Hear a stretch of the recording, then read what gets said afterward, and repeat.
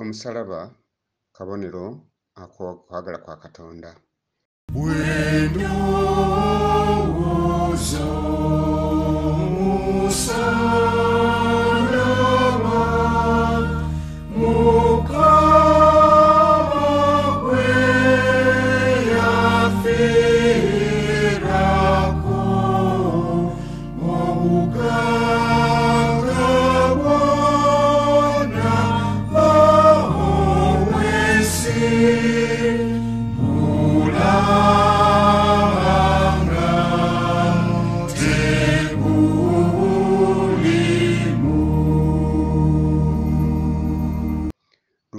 Omulenzi omuto yabula bwe yali ng'addayo eka.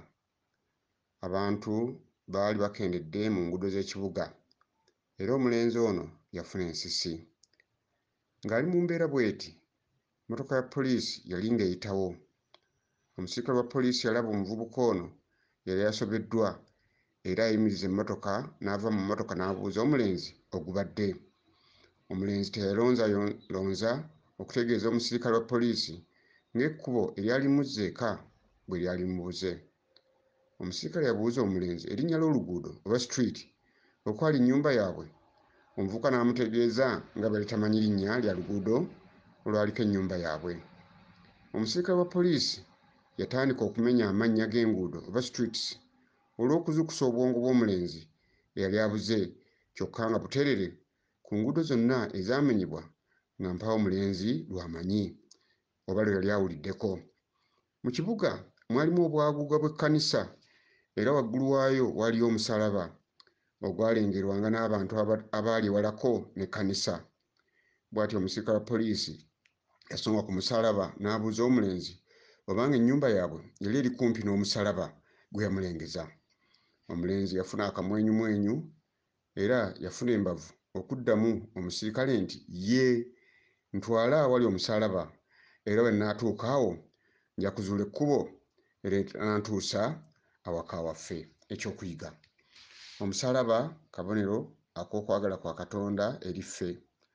Gulaga ekisa Yesu bwe yeewaayo nga ssaddaaka n'afiira omuntu omwonoonyi.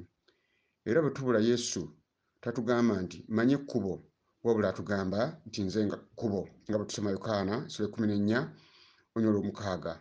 Bwe tubeera mu kizikiza Yesu tagamba nti nina ekitangaala, wabula atugamba nti nze kitangaala, nga bwe tusoma mu Njiri ya Yokaana 8:12. Matayo 11:28 Yesu agamba nti mujje gye ndi mmwe mwenna abakooye era abazitoololeddwa, nange nnaabawummuza.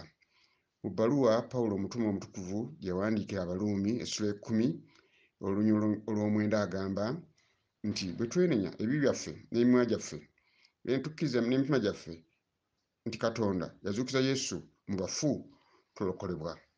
Oluganda Katonda akuwe nnyo omukisa ng'ofumiitiriza ku bukulu bw'omusalaba gwa Yesu kwekomererwa.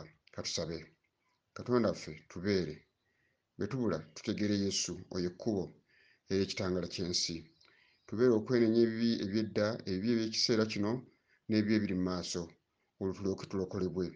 Tusabye nga tuyita mu mwana we yafa n'azuukira, Yesu Kristo Mukama waffe. Amiina. Badde Reverend Canon Ordinary Daudi Kaleebu Bamulanzeeki, omuwandiisi era omugezi w'obulabirizi obwa Ssente Buganda. Mukama abeere nammwe.